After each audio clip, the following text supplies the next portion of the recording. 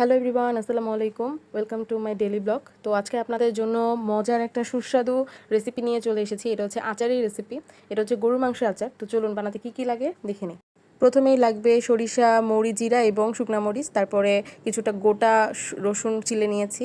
এরপর মৌরি, শুকনা মরিচ আর জিরাটা ভেজে নিব। এটা ভেজে তারপর ব্লেন্ড করবো, তাহলে হচ্ছে সুন্দর একটা স্মেল আসবে আচারে দেওয়ার পর। তো তারপরে এই যে পেঁয়াজ ব্লেন্ডার করে নিলাম।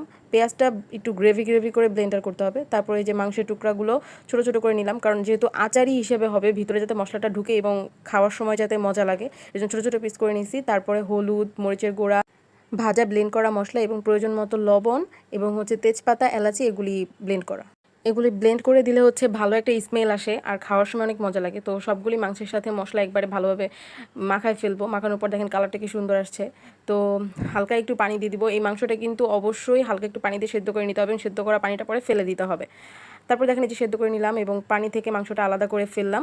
এবার হচ্ছে প্যানে তেল দিয়ে দিব। তেলটা হালকা গরম হওয়ার পর শুকনা মরিচ, এলাচি, তেজপাতা দিয়ে ভালোভাবে একটু হালকা গরম করে নিব। কালারটা এই দেখেন কালার চলে আসছে। তারপরে এখন হচ্ছে গরু মাংসটা দিয়ে দিব। তারপরে যে দেখেন হালকা হালকা লাড়ালাড়ি করতে করতে তেল ওঠা ভাব হয়ে গেছে। তো তেল ওঠা ভাব হয়ে গেলে আমরা যে ব্লেন্ড করা মশলাটা অর্ধেক রেখে দিয়েছিলাম সেটা হচ্ছে দিয়ে দিব।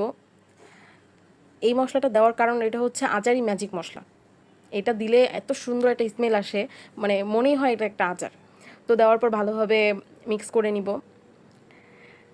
ভালোভাবে লাড়ালাড়ি করার পর দেখেন কি সুন্দর একটা কালার চলে আসছে। তো তারপরে গোটা কয়েক রসুন দিয়ে দিব। তো এই রসুনটা হচ্ছে মানে আচারের জন্য একদম বেস্ট। এই রসুনটা যখন একদম রান্নার পর একদম নরম মোমের মতো হয়ে যাবে, ভাতের সাথে আচারটা যখন মাখায় নিব অনেক টেস্ট হবে। তো যারা হচ্ছে সংরক্ষণ করতে চান আচারটা, তারা অবশ্যই ভিনেগার বা লেবু ইউজ করতে পারবেন। তারা 1-1.5 মাস ফ্রিজে রেখে অনায়াসে খেতে পারবেন। তো আমরা হচ্ছে সংরক্ষণ করার বুদ্ধিতে নিয়েছিলাম, কিন্তু পরে আমরা সবাই মিলে ওটা খেয়ে ফেলেছি। তো দেখেন কি মজার একটা আচার আমাদের রেডি হয়ে গেছে। কালারটাই অনেক সুন্দর হয়ে গেছে।